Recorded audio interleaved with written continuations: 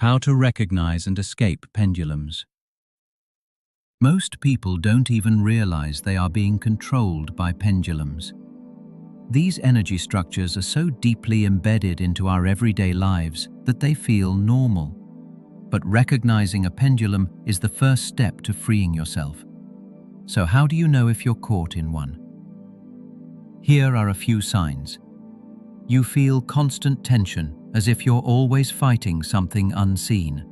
You find yourself emotionally reacting to news, opinions, or events that don't directly affect you. You feel drained after certain interactions, as if your energy was taken. You get pulled into arguments, ideologies, or movements that leave you feeling hollow afterward. These are all signs that a pendulum is feeding on your energy. Pendulums use emotional hooks to get your attention, especially negative energy, anger, fear, judgment, guilt.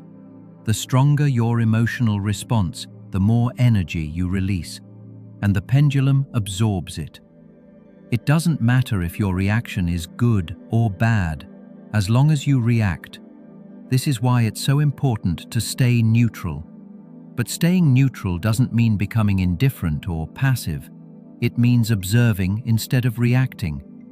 When you observe from a calm place, you become invisible to the pendulum. It can't hook you if you're not feeding it emotion. Zeland offers a powerful method to weaken a pendulum's grip. Awareness plus detachment equals freedom. Let's break that down. Step 1. Awareness. When you become aware that you're in the presence of a pendulum, you can interrupt the automatic response. Ask yourself, is this really my thought? Why am I reacting this way? Who benefits from my emotional energy? These simple questions shift your focus and reduce the pendulum's control. Step 2. Detachment. Don't fight the pendulum. That feeds it even more. Resisting or opposing something makes you part of its game. Instead, step aside. Let the pendulum swing past you. Observe. Don't engage. Think of it like this. When someone tries to provoke you into an argument and you don't react, the tension disappears. The same happens with pendulums. If you ignore it, it loses energy. And if enough people do the same, it fades away. Step 3. Rented participation. Sometimes you have no choice but to participate in a pendulum, like work, family obligations, or social systems. In that case, Zeland recommends rented participation. It means playing the game, but without giving away your soul. You go through the motions with minimal emotional involvement.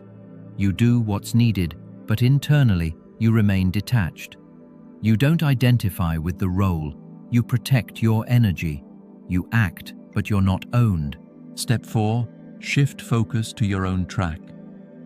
When you stop giving pendulums your energy, you create space to tune into your own life path. In Transurfing, this is called shifting to your line of life. Ask yourself, what do I want? What brings me joy, peace, and freedom? What path feels like mine, not what society expects, but what truly resonates? When you focus on that, not on fighting the pendulum, your energy flows toward your own reality, and that's when the magic happens.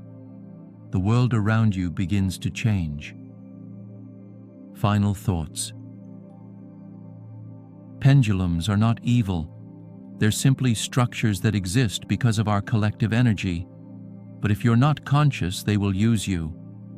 The solution is not to destroy pendulums, but to stop feeding the ones that do not serve you. Choose where your energy goes. Choose what thoughts you entertain. And most importantly, choose your own path. When you shift from unconscious reaction to conscious creation, you step out of the pendulum's game and into your own power. This is the essence of transurfing, not fighting the system, but leaving it behind.